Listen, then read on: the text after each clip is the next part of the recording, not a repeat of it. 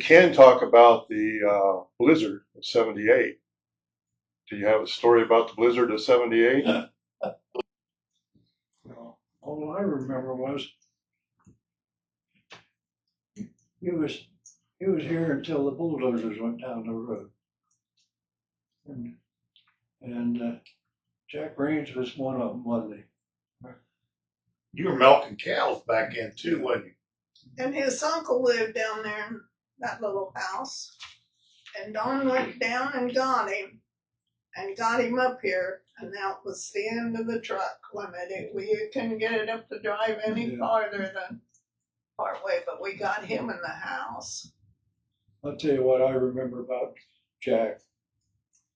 You know, Jack came back all shot up, you know, from in the Army.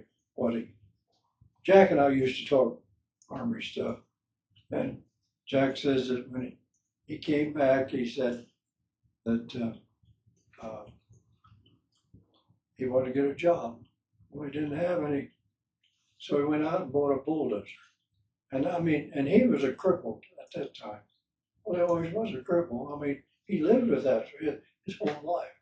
I admired that man. And how many of them come back far worse, or far less wounds than he did, and look for an excuse not to go to work. Jack had to, it was just in him to work.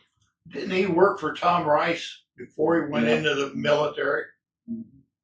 Yeah. But when he came back, he bought a bulldozer, an old Alice Chalmers, and I think my uncle and I was probably one of his first customers, and he kept right on working all his life.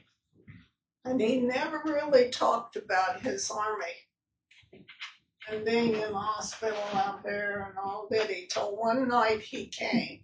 He had done some work for us and he came to get paid. And he stayed till about midnight. And then he got to telling about being in the hospital and how church women and all these different organizations would come in and they'd bring bananas or something. And this group came in and was handing out bananas. They didn't give Jack him. And he didn't understand why. Somebody had put a picture up. Naked women behind his bed, and he couldn't see back there. Of course, Jack was all for that. Yeah. Oh, he told that story. We were milking, and we were down there till midnight talking to Jack. That was an interesting conversation. Yeah. Now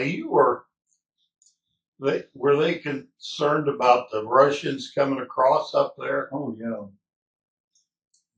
And you know, they said there's on the news there the other day. They said about the Russian airplanes and all back there in the 50s.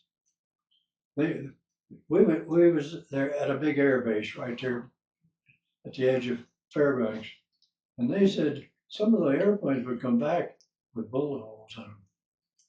I mean, those guys took pop shots at each other. But see, the Korean War had just ended, thank goodness. And I mean, everybody was kind of on pins and needles, but America took a heck of a beating in Korea, and some people thought, well, be a good chance for Russia just take back Alaska because it wasn't a state; it was just a territory. Yeah, it wasn't a state till '59.